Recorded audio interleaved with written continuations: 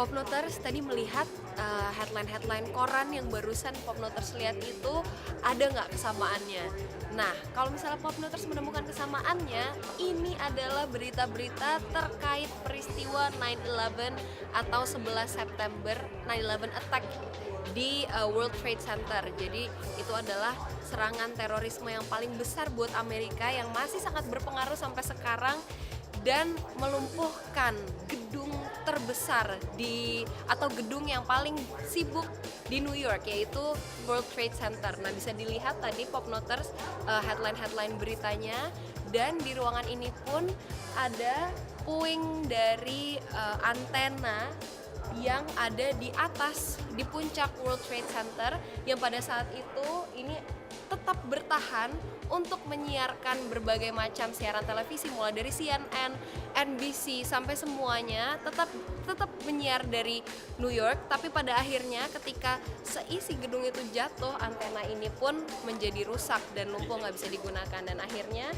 puing dari antena itu diletakkan di Newseum atau Newseum ini. Setelah itu kita jalan-jalan lagi ke tempat-tempat berikutnya. Saya jadi bingung soalnya sebenarnya ini tuh Newseum ini museum apa aja sih? Kalau gitu setelah kita melihat puing antena ini, nanti akan kita tanya-tanya sama eksekutif director museum ini.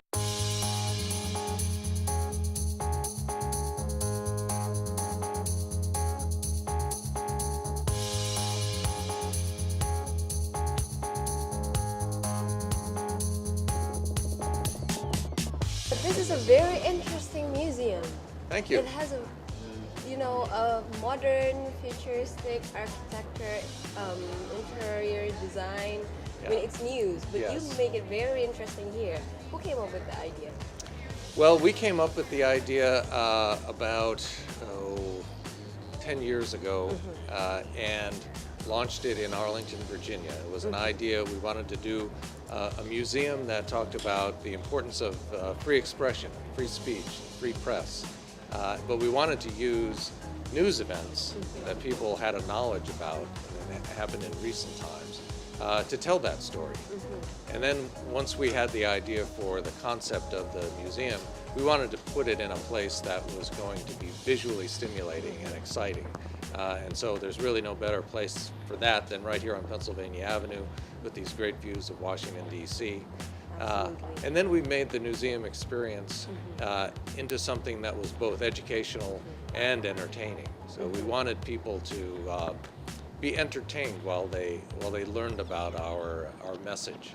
And so we built in a lot of interactivity and a lot of things that you can participate in and different ways that you can look at the same story. Well, we have 14 major galleries, 15 theaters, and 2 broadcast. Theaters? Yes, 15 theaters, okay. including one that's a 4D experience. So Really? it's a 3D video with atmospheric effects, and seats that move and wind, and that's I'd a like lot to of see fun. that. Yeah.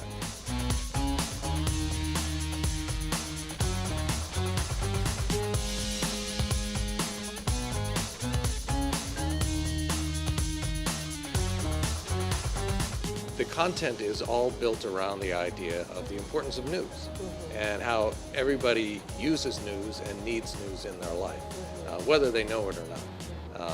When you meet a friend or when you come home from work, you say to your wife or your brother or sister, you say, "What's news?" or "What's new?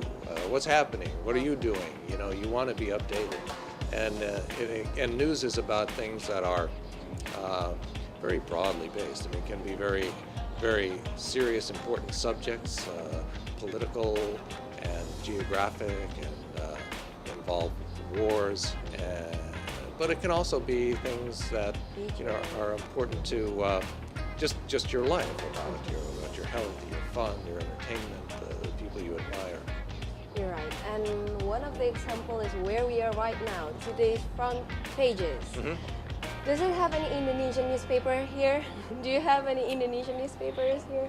We do. We have, every day we collect over 700 papers, sometimes over 800 papers from all around the world.